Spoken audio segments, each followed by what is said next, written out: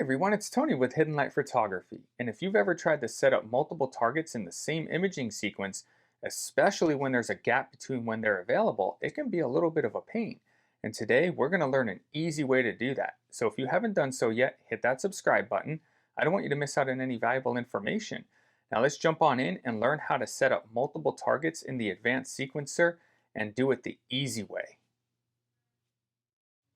Nina's Advanced Sequencer is an amazing way to have full control over your imaging sequence. This is especially important when you're trying to image multiple targets in the same night. When you're imaging multiple targets in the same night, preparation is key. This is important especially when you're imaging in a location that has obstructions within the view. You're going to want to know when each target comes into view, and you're going to want to know when each target leaves view. Another thing that's somewhat overlooked is, does my mount still track when the first target sequence ends and there's a gap until the second target sequence begins? And the answer is, it depends on your mount driver. If you're not sure if your mount will still track, always assume that it does. This is important when you're imaging a target that's low on the horizon and you have a gap until your next target sequence begins. If you're low on the horizon and your mount is still tracking, you could end up having a tripod collision, and we want to avoid that. Luckily, Nina's Advanced Sequencer gives us tools to overcome this. So let's take a look at some of these tools. Let's go into Sky Atlas, and let's say we wanted to start the night with M58. We'll go ahead and set M58 for framing. And let's say that this is the framing that we want. Let's go down, add target to sequence, and we'll go to sequencer and we'll add it to my broadband target. Now, if you haven't seen part 1 to the Nina Advanced Sequencer video, make sure to check that out. I go through exactly how to build these sequences, and I'll have a link to that video in the description of this video. Let's go ahead and minimize M58, and let's go back into the Sky Atlas, and let's say we wanted to finish the night with NGC 7103. We'll set NGC 7103 for framing. And let's go ahead and give this a little bit of rotation. Let's see if we can get some of this down over here in the frame. Let's call that good. Let's add it to the sequence. We'll go to sequencer and my broadband target. And now we have a full sequence for NGC 7103. Let's go ahead and minimize NGC 7103. We have both target sets. And let's go into templates. And let's go grab my startup. We'll minimize my startup, and let's grab my end, and we'll minimize my end. So now we have our full sequence for the night. We'll start by cooling the camera and unparking the scope. We'll follow that up with imaging M58. And then we'll move on to NGC 7103. And then we'll finish up by warming the camera and parking the scope. Now let's start with M58. Let's say that we want to image M58 until it's at the horizon. Let's say that our view takes us all the way to the horizon. We can go to loop conditions, and then we can go loop while above horizon. And we can set a little bit of an offset. We can image it until 10 degrees or whatever you want to go ahead and image it until. Once M58 reaches the horizon or whatever offset degree that you set, Nina will then stop the imaging for M58 and then move on to NGC 7103. And then we can image NGC 7103 until we want to stop, essentially. Obviously here we have a lot more frames than what we can fit in the night, so we'll go ahead and loop conditions. We can loop it until time, and we can set it for astronomical dawn. And Nina will go ahead and image until astronomical dawn. at which point we'll go ahead and warm the camera and park the scope. Now, let's go ahead and let's get rid of our looping conditions. And let's say that once M58 hits the horizon, we have obstructions and NGC 7103 will not be in view until 2 a.m. What we can do here is add an instruction, and we can go ahead and wait for time. Now, when you add instructions, it's important that we go ahead and make sure that our instructions are in order. These are sequential instructions. So what we're going to do here, let's minimize LRGB imaging so we can see this a little bit better. We do not want to slew, center, and rotate to NGC 7103 until the target is in view. In this case, the target's in view at 2 a.m. And remember, this is a 24-hour clock. But because this is sequential, right now, Nina will slew, center, and rotate to NGC 7103 and then start guiding, run autofocus, and run our imaging. So we want to make sure and move wait until time to the top. At this point, Nina's going to wait until 2 a.m. before it slews, centers, and rotates to NGC 7103. And then we can obviously go ahead and have our looping condition until whatever time that we want it to end at, or we can go ahead and loop it until astronomical dawn, or whichever you want to loop it until. Now there's an interesting thing here. Let's say that M58 hits horizon at midnight. So now our telescope is pointed at the horizon and it'll still track until it hits 2 a.m. At which point at 2 a.m. Nina will go ahead and slew to NGC 7103.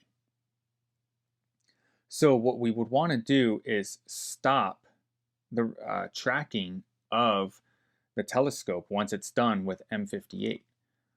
So can you guess how we would do that? If you answered stop the tracking, you're absolutely correct. And what we would do is under instructions, let's go ahead and minimize LRGB imaging. Let's add an instruction to M58. And then we'll go to instructions. We'll go to telescope. And you'll immediately notice that there's no stop tracking. So what we can do is actually find home. And then what I would do as well is park the scope. So now once we're done with M58, we're going to image M58 until we hit 10 degrees. Once we hit 10 degrees, Nina's going to go ahead and find home and park the scope. If you're guiding, then PhD2, if you're using PhD2, might start complaining. So we want to add an instruction, and we're going to want to go ahead and stop the guiding. Now, being that these are in sequential order, you want to move stop guiding first before finding home and then parking the scope. Now, once 2 a.m. hits, Nina's going to go ahead and slew, center, and rotate. There's another thing to think about. We parked the scope here. So we're going to want to add an instruction, telescope, and then we want to unpark the scope. Again, these are sequential.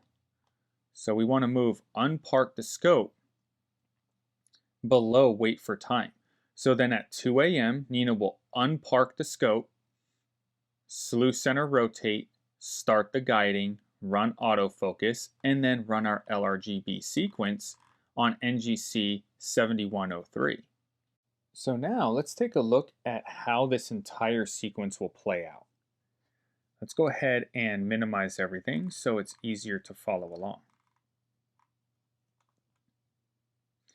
Nina will go ahead and start the night with our parallel instruction set of simultaneously cooling the camera and unparking the scope.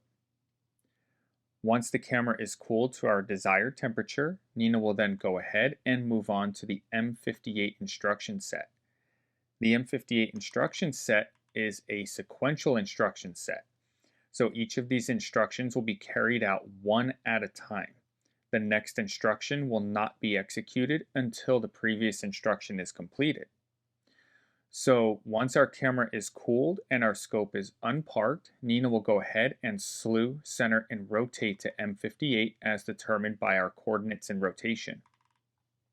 Once we're slewed, centered, and rotated, Nina will go ahead and start the guiding, run autofocus, and then start our LRGB imaging as specified within our instruction set.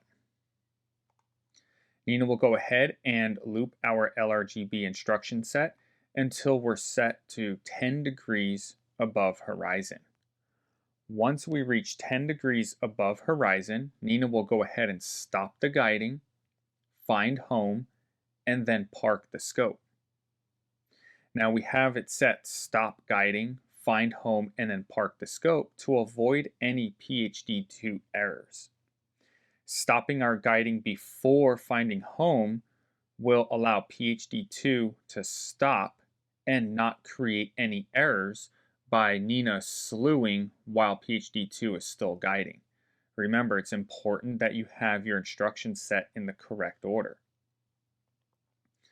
Now, Nina will stay at home with the scope parked until we reach our wait time of 2 a.m. At 2 a.m., NGC 7103 will come into view. Nina will go ahead and unpark the scope and then slew, center, and rotate as specified by our coordinates and rotation. Once we're slewed, centered, and rotated, Nina will start the guiding, run autofocus, and then start our LRGB imaging as specified by this instruction set here. Nina will go ahead and loop our LRGB imaging instruction set until astronomical dawn, or 3:55 and 51 seconds in the morning. Once we hit 3:55 and 51 seconds in the morning, Nina will then go ahead and run our parallel instruction set of simultaneously warming the camera and parking the scope. Now, when you're setting your looping conditions, this is where having your preparation step completed is important. This is where knowing when each target comes into view and when each target leaves view is appropriate. This is so that then you can set the appropriate looping conditions, the proper start times, the proper end times, even the proper instruction of wait until time, as we see here. Now, let's explore another option here. So let's go ahead and let's get rid of our looping conditions. And let's clean this up and let's run through another scenario. Let's say that M58 is only visible until midnight. And at midnight, we have trees or houses, whatever the case might be. What we would want to do is loop our M58 LRGB instruction set until time. Again, this is a 24-hour clock, so midnight would be 0. Now, at midnight, Nina will go ahead and move on to our NGC 7103 instruction set. But now let's say that NGC 7103 is not visible until 3 a.m. What we would do is add an instruction. We'll go to Utility and wait for time. Again, make sure that everything is in order. So we're going to move wait for time to the top of our NGC 7103 instruction list. And since NGC 7103 is not visible until 3 a.m., we'll set 3 a.m. Now, again, we may not be in a position where we have to worry about M58 tracking. In other words, we have plenty of room. It disappeared when it was still somewhat high in the sky, so we're not worried about tracking. But we have an obstacle in the way. So what'll happen is PhD2 will start complaining if you're guiding and start throwing error messages because you'll have a lost star within PhD2.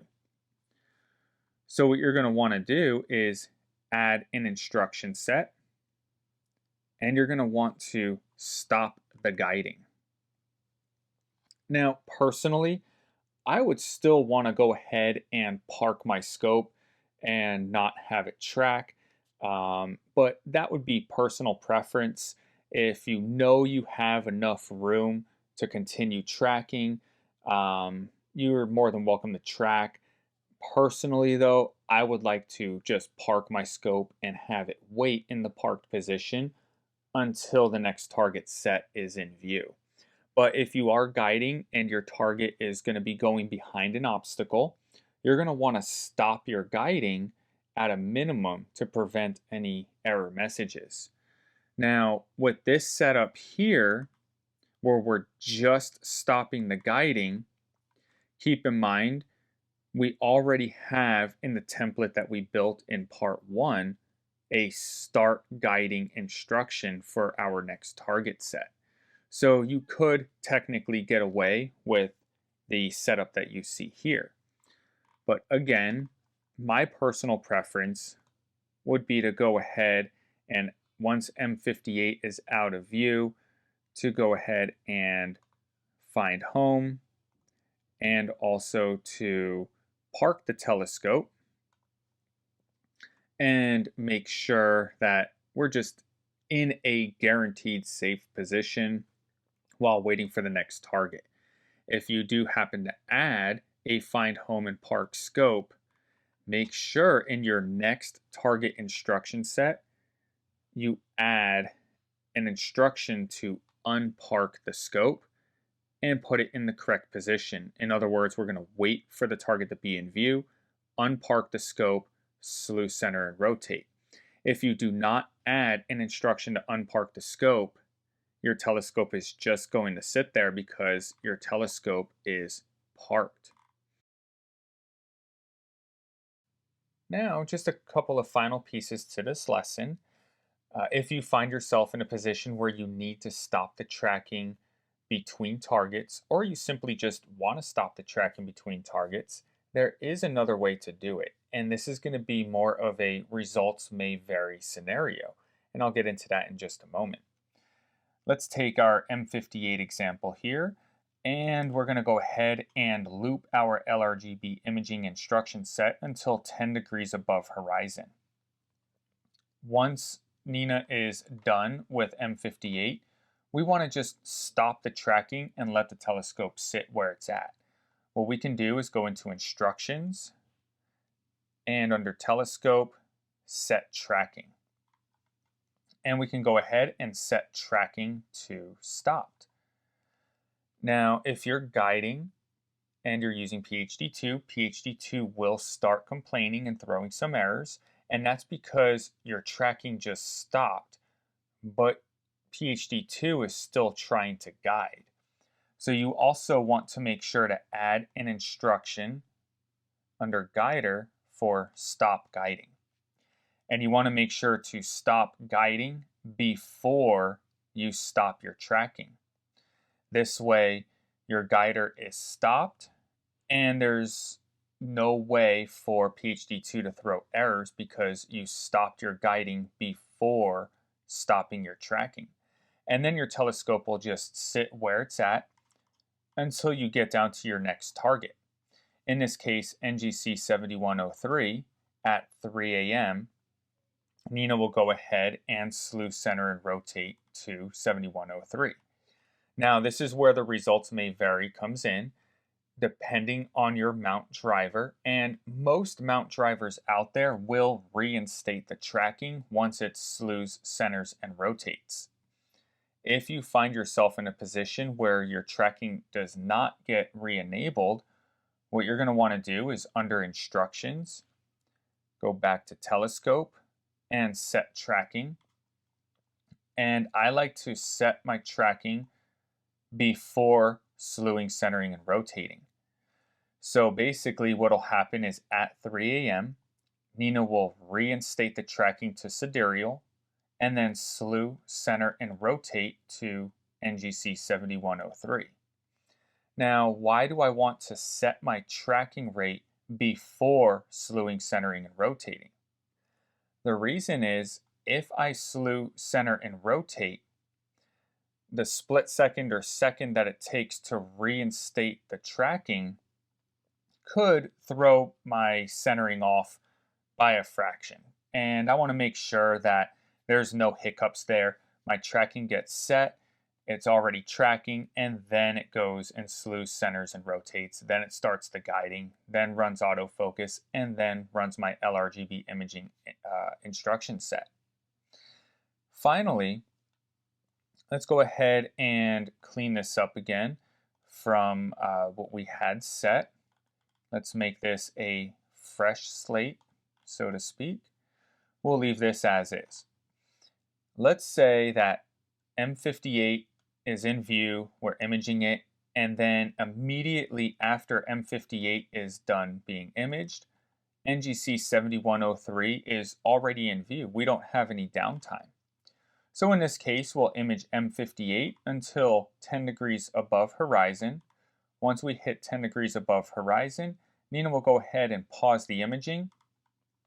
And then since we have nothing else in front of our instruction set, Nina will immediately slew, center, and rotate to NGC 7103. And then we can go ahead and loop our NGC 7103 instruction set until whenever we would like. I'll just go ahead and set until astronomical dawn.